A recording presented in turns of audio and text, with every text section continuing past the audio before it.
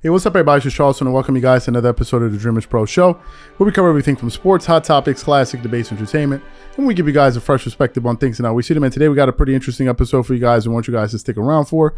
So please make sure you go ahead and like the video and subscribe to the channel. Now, I've been posting quite a bit about the Clippers on our community section and also on Twitter. Why?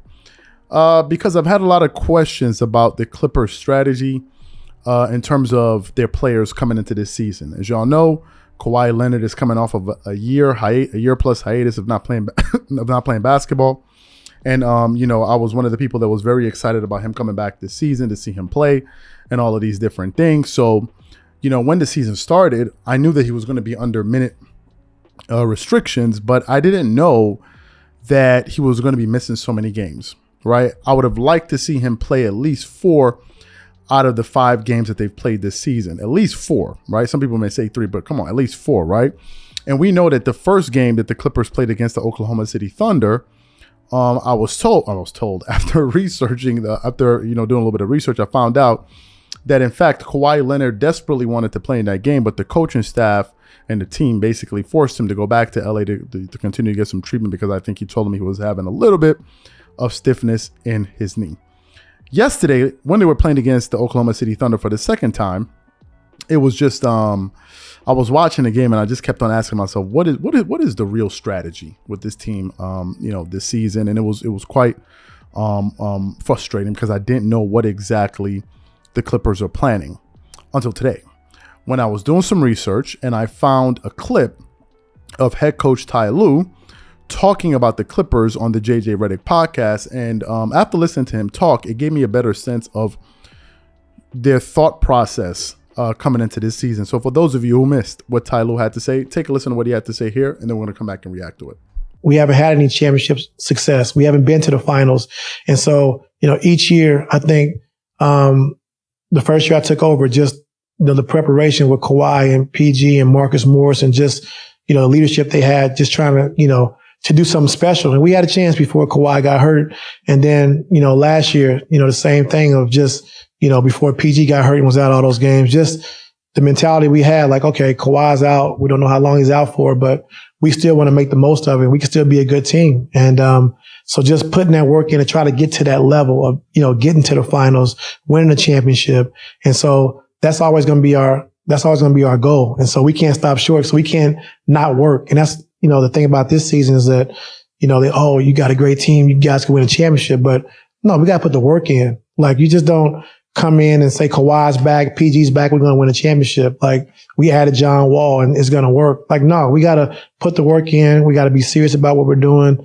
And then if we stay healthy and we do all the right things it takes to get there without taking shortcuts, then we have a great chance. But if we want to take shortcuts and we want to rely on Kawhi being back, PG being back, adding John Wall, and not sacrificing, because we got a lot of players, 11 players that really deserve to play. You can't play 11 guys. So there's going to be a lot of sacrifice. There's going to be a lot of everything. And so we have a team to do it. It's kind of been my motto when I came in, and you saw it the first year of the playoffs with Pat Beverly and Zoo, 2 starters. And, we got to the Dallas series and, we didn't play them the last, 3 or 4 games. And what they do, they cheer their teammates on. They were engaged in every huddle. In practice and shoot arounds, they were great.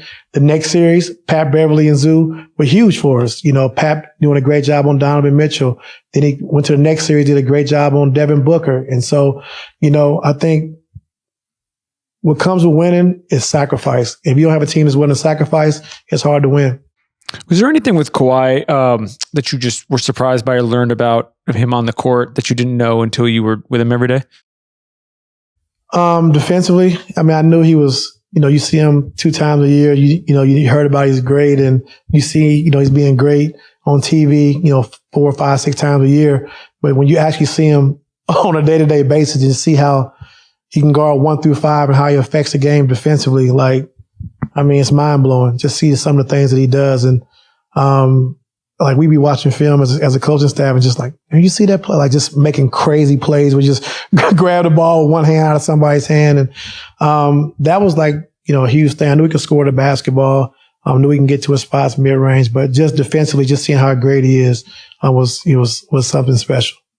The series that you mentioned against us, I didn't play, but I was hurt. I was very briefly in Dallas, but that series was a wild series because the visiting team won every game. First time in NBA history. Until game 7. Right. And, I go back, I think it was game 6 in Dallas, Kawhi's performance. Oh, when man. he had 44 and was just surgical from the mid range. And unfortunately, I've been on again, like I mentioned before, I've been on the wrong side of a bunch of epic Kawhi performances. But I really mean this. That game to me was one of a handful of the best performances I've witnessed in person. Yeah, I mean, just doing it on both sides, because in game 6 is when we actually just said, listen, you got Luka. Like, whoever comes up, show and get out of the way. Kawhi, you got him. With no switching, we're not giving him that switch. We want to, make sure you're the primary defender at all times. And he took that challenge in game 6 and 7. And like I said, had 44 points. But that whole series, I think, shooting 60% from the field. It was crazy, the things he did in that series. And so, that's the player that he is. And so, when the bar gets higher, the better he gets. And so when playoff hits, that's when he takes it to another level. So you heard what he had to say there, right? Had a lot to say, but we wanted to play it in its entirety. Now, here are my thoughts. One of the things he spoke about was sacrifice, right? Sacrifice. And that was something that needed to be kind of agreed upon before coming into this season with the Clippers. Why? Because the team is so deep. They have so many talented players that deserve minutes, and a good amount of them could actually end up being starters on certain teams, right? At the point guard spot alone, you have Reggie Jackson and John Wall, right? They're competing for that position. Then you have, I think, the number 1 3-point shooter in the league last season, and Luke Kennard coming off the bench. You have Nicholas Batum, who's a great Army Swiss knife for them. You have Marcus Morris Sr. Sometimes they interchange minutes. Then you have Robert Covington. Then you have Norman Powell, who also plays the 2, if I'm not mistaken. And then you have Kawhi Leonard.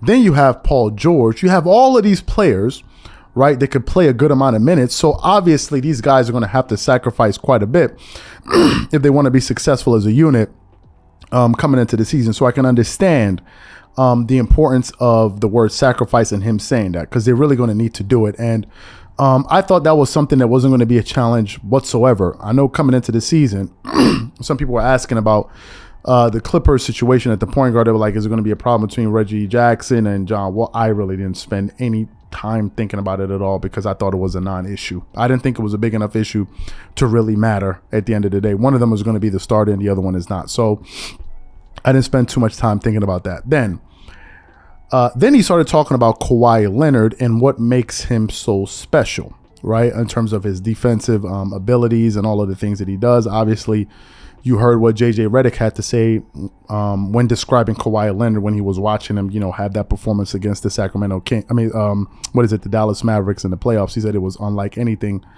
he has seen. And I think it gives me a better picture of why the Clippers are being so cautious with Kawhi Leonard this season.